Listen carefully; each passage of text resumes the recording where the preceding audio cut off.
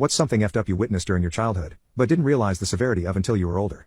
My family sold me into slavery so that they could put food on the table for my 5 siblings. They didn't decide by drawing straws or flipping a coin. They chose me because I was the oldest boy, and my parents were scared that something horrible would happen to my sisters if they were the ones being sold off. They thought it was the only way to protect them, but knowing that didn't make any of it easier. I just felt that in their desperation to save our family they had decided I was worth sacrificing, as if my life was worthless. It didn't help that I was only 6 years old when it happened. Here is my story. After I was sold, I was taken to a lake with children who were also 6 years old. The oldest was only 10. We were all forced to do different tasks and we couldn't eat until we were done. I had to fish for 14 hours a day. So, every day for 14 long hours I was alone in the middle of that lake, silently begging that I wouldn't fall over, knowing full well that if I did, I'd drown because I didn't know how to swim. I prayed desperately that I wouldn't die from hunger or exhaustion like so many other kids before me. But the thing that scared me the most was not catching enough fish. If I came back without any fish, I knew I'd face another beating, more bruises, and go days without food. It was a vicious cycle, and every lash and punch just reminded me that I was trapped. I was trapped in a place where everyone around me was dropping like flies. Some drowned because none of us knew how to swim, and others were beaten senseless, either because they were easy targets or for entertainment. And the ones who got sick didn't stand a chance. It didn't matter how sick or weak we were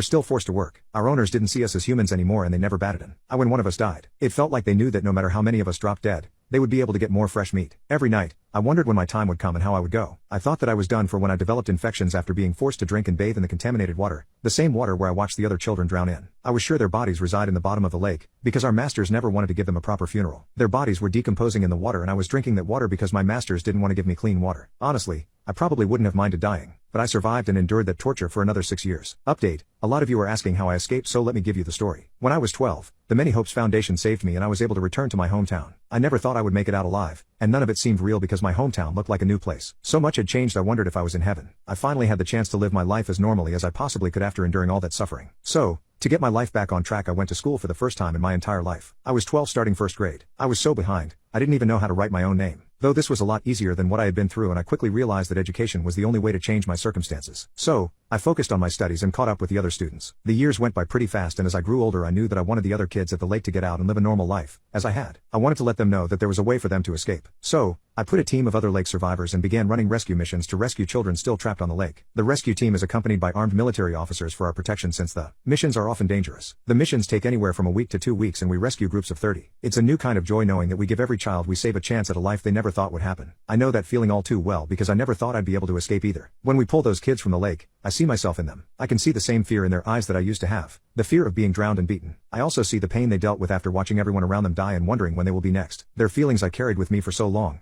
but now I get to help take it away from them. These kids will never again have to experience the terrors they went through. They'll never have to worry about being trapped in a hell they didn't choose. Instead, they'll learn what it feels like to be safe and cared for. Update 2. Many of you want to help stop this from happening. The best way is to donate on the Many Hopes website. All their donations are used to save kids that come from situations from me.